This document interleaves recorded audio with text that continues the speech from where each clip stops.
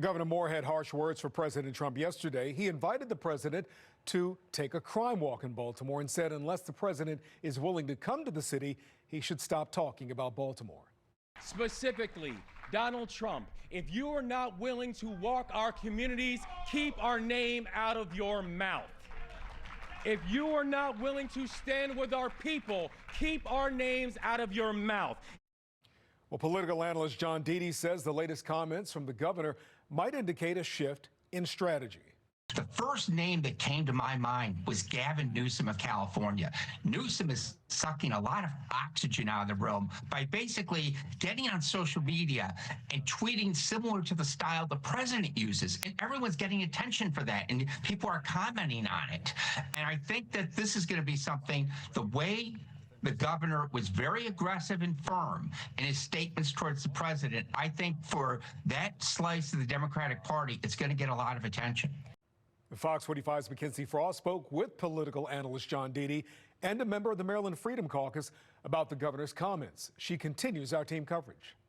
Governor Wes Moore continues to make the rounds on national television, and political experts say garnering national headlines may have been part of the plan all along. Friday afternoon, the governor was on CNN, marking yet another appearance for him on the platform.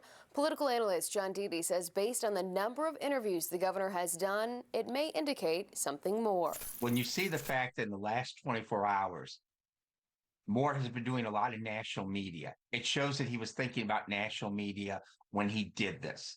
And I think he's got to better explain the comments, basically quoting Will Smith, because no one's a fan of violence. And I think that a lot of people may be turned off by that type of connotation and basically quoting someone in that type of moment. I think he's definitely thinking 2028 and thinking about how can he get some attention to kind of get out, get out there as far as people talking about him, because right now people aren't lining up talking about Wes Moore.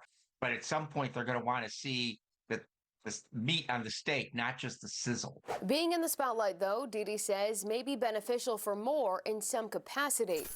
I think he will get a lot of extra money from progressive groups because he basically got fired up, criticized Trump, and that's what progressives want to see. They want to see criticism of the president. They don't want to see caving in at all.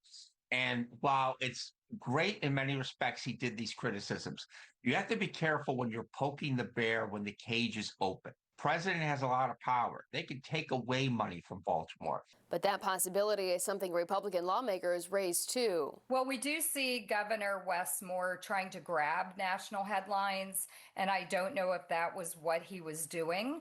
But it's certainly not helpful for the state of Maryland, who is in a budget crisis and is admittedly very dependent on the federal government.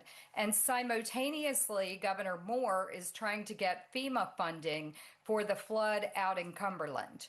So, taunting the president while you're trying to get help from him doesn't seem like a good strategy. On Fox 45 News In Depth, I'm looking at the president's deployment of the National Guard in Washington, D.C., and what it could mean for us here in Maryland. You can watch our latest episode Sunday morning at 10:30.